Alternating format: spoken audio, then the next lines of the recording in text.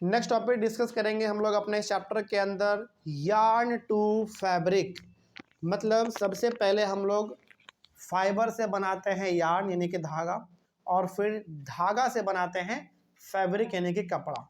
तो इस टॉपिक में हम लोग यही सीखेंगे कि हम लोगों ने क्या कर, मान लीजिए कि हम लोगों ने फाइबर से यार्न बना लिया है, अब यार्न से फैब्रिक कैसे बनाएंगे यानी कि धागा से कपड़ा कैसे बनाएंगे, वही हम लोग इस टॉपिक में सीखने वाले हैं। ठीक है, तो यार्न टू फैब्रिक का मतलब हुआ कि धागा से आपको बनाना है अब बुन बुन के कपड़ा। ठीक है, शुरू करते हैं। पहला पॉइंट इसमें है, there are many ways by which fabrics are made from yarns. बहुत सारे तौर तरीके हैं जिसके थ्रू हम लोग धागा से कपड़े को बना सकते हैं, बुन सकते हैं। बहुत सारे तौर तरीके हैं, लेकिन the two main processes are weaving and knitting. बहुत सारे ऐसे तौर तरीके हैं जिसके के थ्रू हम लोग धागा का इस्तेमाल करके कपड़े का बुनाई कर सकते हैं, लेकिन दो मेथड, दो प्रोसेस बड़ा इंपॉर्टेंट है। वो है आपका पहला वीविंग और दूसरा है निटिंग। समझ में आ रही है बात? इसमें के जो है ना साइलेंट रहता है, इसको हम लोग निटिंग नहीं बल्कि निटिंग पढ़ते हैं। ठीक है, इसमें बहुत सारे तौर तरीके हो सकते हैं कपड़े का बुनाई करने का, लेकिन दो इसमें मेथड बड़ा अच्छा है, वो है पहला वीविंग का और दूसरा है निटिंग का। चलिए समझते हैं दोनों के बारे में क्या है। पहला वीविंग समझते हैं, फिर निटिंग समझेंगे। वीविंग में है the process of arranging two sets of yarns together to make a fabric is called weaving. Weaving का सिंपल सा मतलब होता है हिंदी में बुनाई करना। क्या करना? बुनाई करना। इसमें आप क्या करते हैं, दो अलग अलग प्रकार का धागा लेते हैं और उन्हीं दो अलग अलग प्रकार के धागा से आपका पूरा का पूरा कपड़ा बुन के रख देते हैं। इसको हम लोग कहते हैं वीविंग। और ऐसा जनरली आप कब करते हैं? जब हमारी मम्मी लोग स्वेटर वगैरह बनाती है ना, उस समय पे आप देखते होंगे कि दो स्टिक रहता है उनके हाथ में, दोनों स्टिक में एक एक धागा रहता है, मतलब ऊल का कपड़ा रहता है, धागा, ऊल का धागा, और उसी से पूरा वो स्वेटर को बुन देती हैं। तो जो बेसिकली हमारी मम्मी लोग जो स्वेटर बुनती हैं, टोपी बुनती हैं जाड़े के समय के लिए, वो होता है वीविंग। इसमें मात्र कितने धागा का इस्तेमाल होता है बताओ? दो धागा का इस्तेमाल होता है बस। एक धागा होता है लेफ्ट हैंड में और एक धागा होता है राइट हैंड में, इसी से पूरा कपड़े का बुनाई हो जाता है। Weaving of fabric is done on looms. Looms का मतलब हुआ एक तरीके से घरों में भी हो जाता है, छोटे मोटे लेवल पे। छोटे मोटे लेवल पे मशीन है तो मशीन में भी हो जाता है। ठीक है, मतलब बुनाई का जो काम है वो छोटे लेवल पे भी हो जाता है। The looms are either hand operated और पावर ऑपरेटेड। तो ये जो मशीन होते हैं जनरली या तो वो हाथ से भी चलाए जाते हैं और बिजली से भी चलाने वाले हमारे पास मशीन है जिससे कपड़े का बुनाई हो जाता है। समझ आ रही है बात? तो वीविंग में ध्यान रखिएगा, वीविंग में मात्र हमारे दो धागे का इस्तेमाल होता है और दो धागा का ही इस्तेमाल करके पूरा का पूरा कपड़ा बुन के रख दिया जाता है। ठीक है, आगे। और इसका जो बुनाई है लोग हाथों से भी करते हैं, कई बार मशीनों का भी इस्तेमाल कर लेते हैं। ठीक है, ये हो गया हमारा वीविंग। अगला है निटिंग। देखो, the process of interlooping of a single yarn to make a piece of fabric is called knitting. Knitting में एक ही धागा का इस्तेमाल होता है, लेकिन वो धागा का इस्तेमाल इंटरलॉपिंग के जैसा होता है। इंटरलॉपिंग का मतलब समझते हैं आप लोग? एक दूसरे में फंसाना। एक बार वो हॉरिजॉन्टल फॉर्म में होगा तो एक बार वो वर्टिकल फॉर्म में होगा। मतलब एक बार वो हॉरिजॉन्टल होगा, लेफ्ट राइट, और एक बार हो जाएगा up and down, up and down. तो कहने का मतलब नीटिंग में धागा जो इस्तेमाल होता है वो मात्र एक ही धागा इस्तेमाल होता है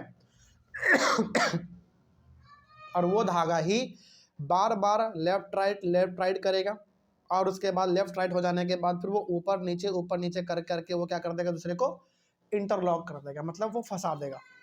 मतलब कि एक बार हॉरिजॉन्टल के फॉर्म में और एक बार वर्टिकल के फॉर्म में वो पूरा का पूरा कपड़ा बुन के आपका रख देता है। ये होता है नीटिंग में। Knitting is done by hand and also on machines. ये अब ज़्यादातर हाथ से नहीं होता है, हालांकि हाथ से ये पहले होता था, लेकिन अब इसको ज़्यादातर हाथ से ना करके किससे किया जाता है? मशीन से किया जाता है। लेकिन पहले दोनों से होता था, हाथ और मशीन दोनों से होता है, आज भी होता है दोनों से, लेकिन आज के ज़माने में हाथ का इस्तेमाल कम, मशीन का इस्तेमाल ज़्यादा होता है। ठीक है, तो ध्यान रखिएगा वीविंग और नीटिंग में जो मेजर डिफरेंस है वो ये है कि वीविंग करने के लिए आपको दो धागा चाहिए होगा दोनों हाथ में, और नीटिंग के लिए आपको मात्र एक धागा चाहिए होगा कपड़ा बुनाई का दोनों काम करेगा।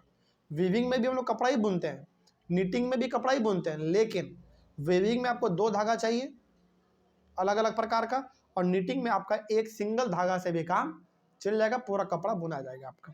ठीक है, ये था हमारा वीविंग और नीटिंग। अगला है इस चैप्टर का सबसे लास्ट टॉपिक, उसको भी हम लोग कवर कर ही लेते हैं। टॉपिक का नाम है history of clothing material. History of clothing material का मतलब हुआ कि आखिर कपड़े का बुनाई ये सब शुरुआत कैसे हुआ, है ना। अच्छा, अब सवाल ये है कि जब से हम लोगों का पृथ्वी पे इंसान का रहना शुरुआत हुआ, क्या तब से हम लोग कपड़ा ही पहन रहे हैं क्या? नहीं, पहले कुछ और पहनते थे हम लोग, पत्ता वगैरह हम लोग लपेट लेते थे अपने शरीर के चारों तरफ, जानवर को मार के उसके स्किन को हम लोग लपेट लेते थे। लेकिन फिर सवाल ये है कि सर फिर कपड़े का शुरुआत कैसे हुआ, वही हम लोग इसमें सीखेंगे। ठीक है, हिस्ट्री ऑफ क्लोथिंग मटेरियल का मतलब हुआ कि आखिर कपड़े का जो पूरा का पूरा सिस्टम है वो शुरुआत कैसे हुआ। चलिए शुरू करते हैं, देखते हैं क्या लिखा हुआ है। पहला पॉइंट है, in ancient times people used the bark of big leaves of trees और animal skins and furs to cover themselves. पुराने जमाने में, आज से बहुत समय पहले, एंशिएंट टाइम का बात हो रहा है, बहुत समय पहले लोग क्या करते थे, अपने शरीर को ढकने के लिए बड़े बड़े जो पेड़ होते थे ना, बड़े बड़े पेड़ के जो पत्ते होते थे बड़े बड़े, उसको लेके अपने बॉडी में लपेट लेते थे, बड़े बड़े पत्ते को। नहीं, वो तो छोटा हो गया। बनाना को आप क्या समझते हैं, बहुत बड़ा पत्ता है, वो तो आज आपको दिखता है ना बड़ा पत्ता, लेकिन आज से लाखों लाख साल पहले क्या लगता है आपको कि सबसे बड़ा पत्ता बनाना का ही रहा होगा? बिल्कुल नहीं, वो तो बहुत छोटा रहा होगा। आज से लाखों लाख साल पहले बहुत बड़े बड़े प्लांट थे, उसके पत्ते को लोग लपेटते थे, पहला। दूसरा बात, एनिमल को मार दिया, उसका जो खाल होता है स्किन, उसको लपेट लिया, है ना। इस तरीके से अपना पहले लोग अपना शरीर ढकने का काम करते थे। उसके बाद after people began to settle in agricultural communities, they learn to weave twigs and grass into mats and baskets. उसके बाद जैसे जैसे समय बदला, लोगों ने खेती करना सीखा, लोग जब मोहल्ले बना के रहने चालू कर दिए, गांव वगैरह में लोग रहना चालू कर दिए, तब इन लोगों को बुनने का कला आया। बुनने का मतलब है कि किसी भी चीज़ को किस तरीके से सिलना है, कैसे बुनना है, ये इन लोगों ने सीखा। घास का इस्तेमाल करके, बम्बू ट्री का इस्तेमाल करके इन लोगों ने टोकरी, है ना, बास्केट वगैरह इन लोगों ने बनाना सीख लिया। तो मतलब मोटा मोटी इनको धीरे धीरे आइडिया ये मिलने लगा था कि कपड़े का बुनाई कैसे किया जा सकता है। समझ में आ रही है बात? जैसे कपड़े का जिस तरीके से बुनाई होता है, उसी तरीके से टोकरी वगैरह भी बनाया जाता है, आपने कभी देखा होगा तो, है कि नहीं। तो इनको धीरे धीरे समझ में आ गया था, और ये सीख भी रहे थे लोग धीरे धीरे कि कपड़े का बुनाई मतलब टोकरी का बुनाई यदि ऐसा होता है तो कपड़े का भी बुनाई ऐसे ही हो सकता है। इन लोगों को धीरे धीरे अब समझ में आ रहा था। आगे, वाइन्स, एनिमल फ्लीस और hair were twisted together into a long strand, these were woven into fabrics. बाद में फिर इन लोगों को धीरे धीरे पता चला कि जानवरों के बाल से, जानवरों के मतलब जो जानवर मर जाते हैं, बेसिकली जानवर को मार के उनके बालों का इस्तेमाल करके इन लोगों ने फिर धीरे धीरे सिलना स्टार्ट किया। विविंग इन्होंने सीखा, फिर निटिंग भी इन लोगों ने सीख लिया। निटिंग तो ये लोग बाद में सीखे थे, पहले विविंग सीखे थे। तो इस तरीके से ये लोगों ने कपड़े को सिला कैसे जाता है ये इन लोगों ने सीख लिया धीरे धीरे। और शुरुआत कहाँ से हुआ था? बास्केट से हुआ था, टोकरी से। मतलब टोकरी इन लोगों ने जब बनाना स्टार्ट किया ना, इन लोगों ने जब टोकरी बना लिया तो इनको लगा कि जब टोकरी ऐसे बुना जा सकता है तो कपड़े भी बनाए जा सकते हैं। तो फिर इन लोगों ने एनिमल के स्किन को लिया और उस स्किन से इन्होंने बाल निकाला पूरा।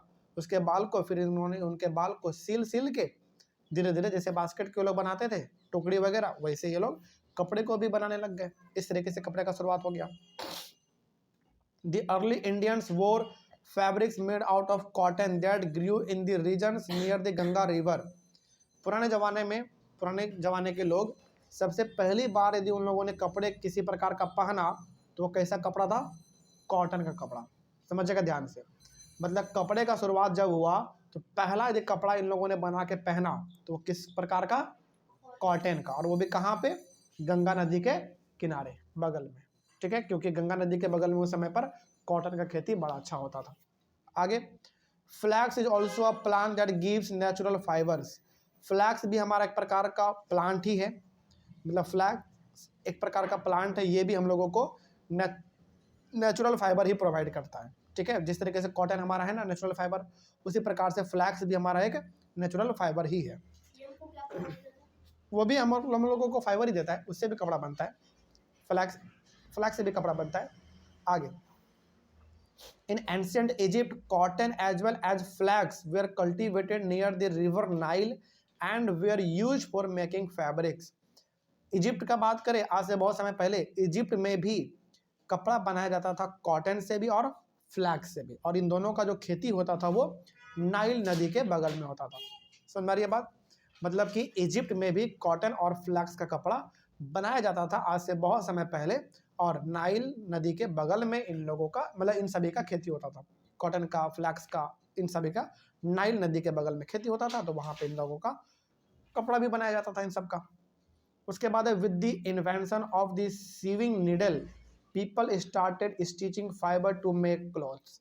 उसके बाद फिर धीरे धीरे बाद में किसका आविष्कार हुआ? सुई का आविष्कार हो गया। सीविंग नीडल का मतलब क्या हुआ? सीविंग नीडल का मतलब हुआ कपड़ा सिलने के लिए जो हम लोग इस्तेमाल करते हैं ना सुई का बाद में इन्वेंशन हो गया। जब सुई का इन्वेंशन हुआ तो लोगों को कपड़ा सिलना और आसान हो गया। ठीक है, और इस तरीके से धीरे धीरे इन्वेंट होते होते आज हम लोग इस हद तक पहुंच चुके हैं कि आज हम लोग मशीन में सब कुछ डाल देते हैं, कपड़ा बन के उधर से तैयार हो जाता है एक बार में, है ना। तो टेक्नोलॉजी समय के साथ बहुत ज़्यादा इम्प्रूव कर गया है, उसी के साथ हम लोगों का कपड़ा पहनने और कपड़ा का जो क्वालिटी वो दोनों भी इम्प्रूव हो गया है कि नहीं। चलो, इस तरीके से हमारे टॉपिक और टॉपिक के साथ पूरा का पूरा चैप्टर भी हमारा कंप्लीट होता है। कोई डाउट आप लोगों को चैप्टर में? चलो, ऑनलाइन वाले बच्चे आप लोगों को चैप्टर में कहीं पर कोई डाउट रहा होगा तो कमेंट करिएगा। मिलेंगे हम लोग अपने अगले क्लास में एक नए चैप्टर के साथ और एक नई शुरुआत के साथ। तब तक के लिए thank you very much and have a nice day.